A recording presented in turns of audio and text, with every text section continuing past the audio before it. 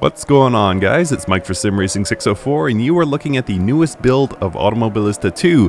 Reiza has ended the year in a pretty exciting way, and I'm going to talk about some of the interesting additions and some teases of some upcoming content as well.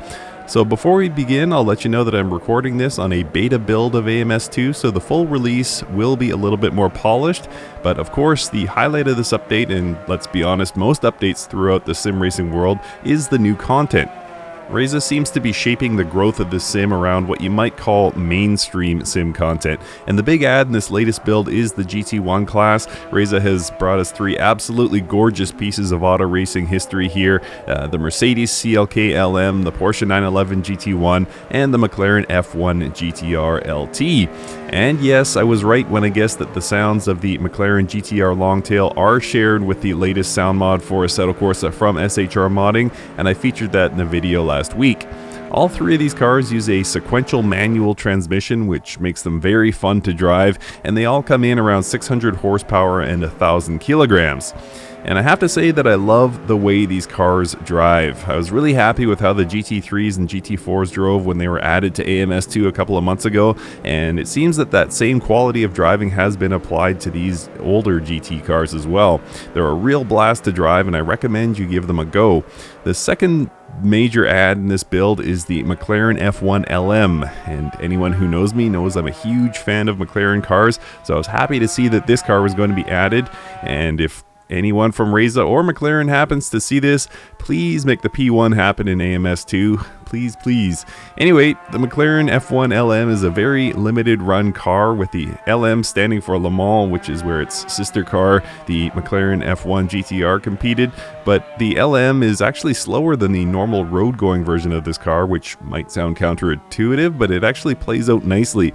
The trade-off for a bit less acceleration and top speed performance is increased downforce, which is recreated here with Reiza's version. And I'm happy to share that for the first time, I really enjoy driving a road car in AMS2.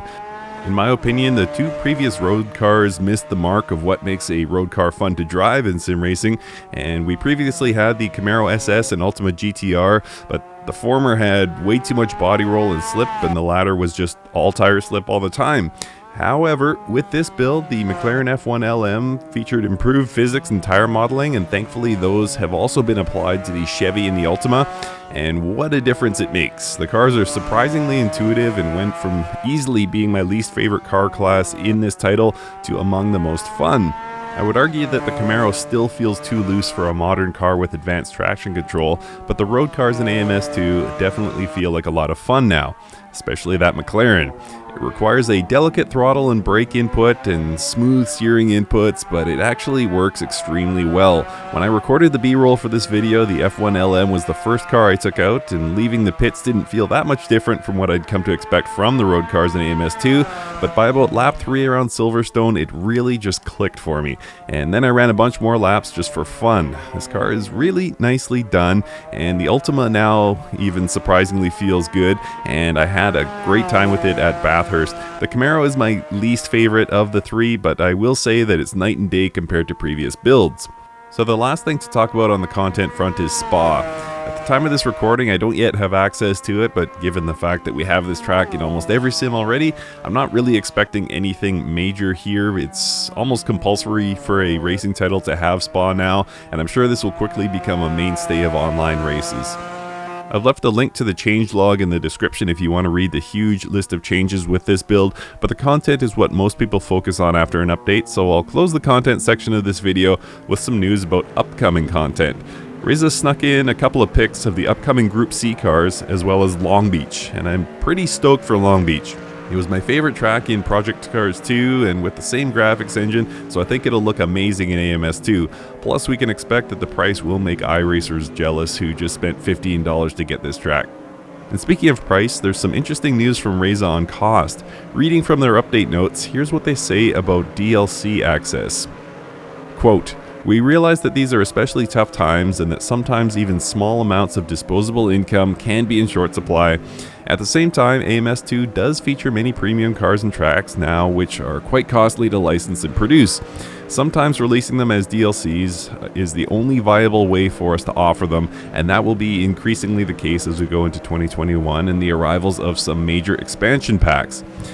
Looking to best reconcile that reality with our wish to keep AMS2 as accessible as we can manage, we are opting to leave the DLC tracks available for all users when running single-player championships that feature those tracks. We're also evaluating a way to make DLC tracks available for all users in multiplayer races when joining as a client. However, this most likely won't be implemented in time for this release. DLC tracks will remain exclusively available for owners in other game modes when creating a multiplayer session, and eventually for users who wish to add them when creating a custom single-player championship season. Please keep in mind that this may change as things evolve over the course of AMS2's development. So that's a very interesting approach, and I kind of like it. It's great to see that Reiza is recognizing the economic realities of these times, but at the same time being real about their own need to recoup costs for licensing some of the bigger name content.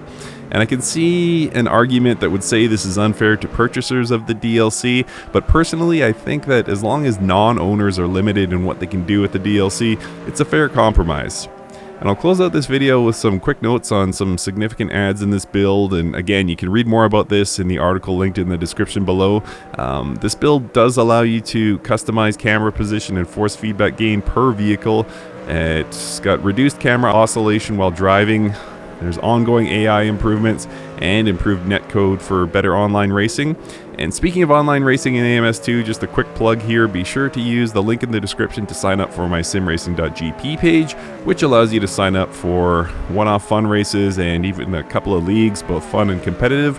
Right now it's exclusively AC and ACC, but AMS2 support is expected very soon on simracing.gp. Alright, that's enough for now. I gotta get back to driving that amazing McLaren. Enjoy this lap, and thanks for watching. Alright, so driving the McLaren F1 LM. We're here at the 2001 layout of Silverstone.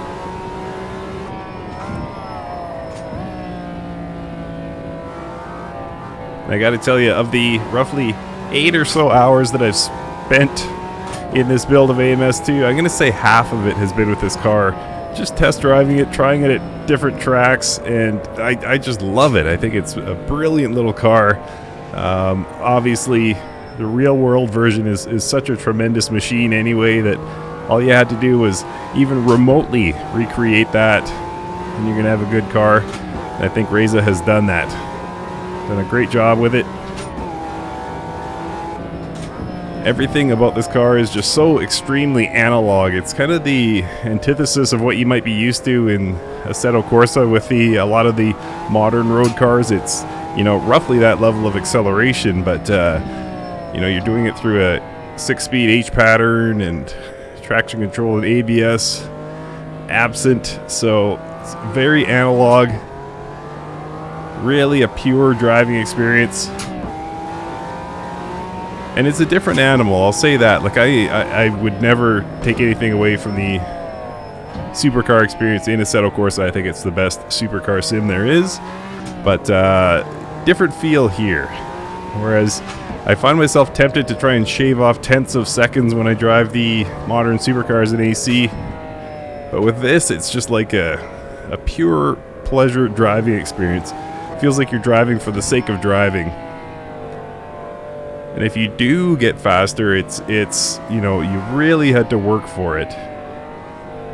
It's not the onboard computer systems keeping you pointed down the track.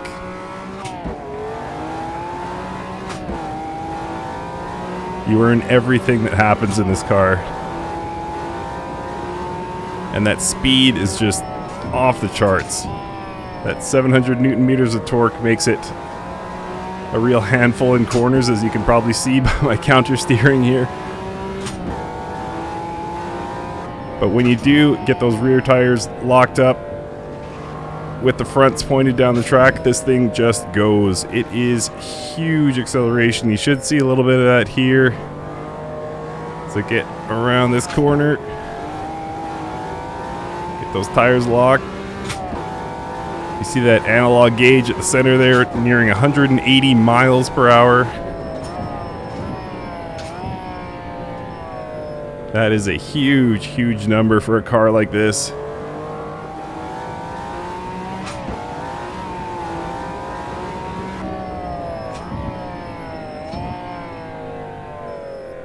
And you just have to give it the most minimal of throttle inputs on corner exit to get huge results.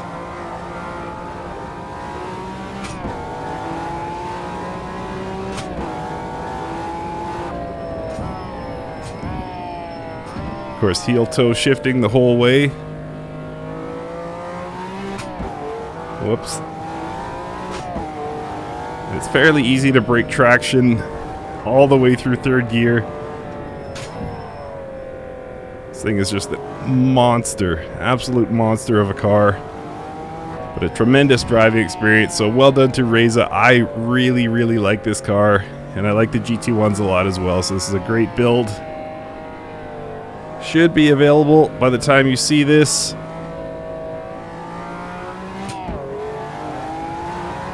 Highly, highly recommend this F1 LM. Just a blast. Alright guys, thanks so much for watching.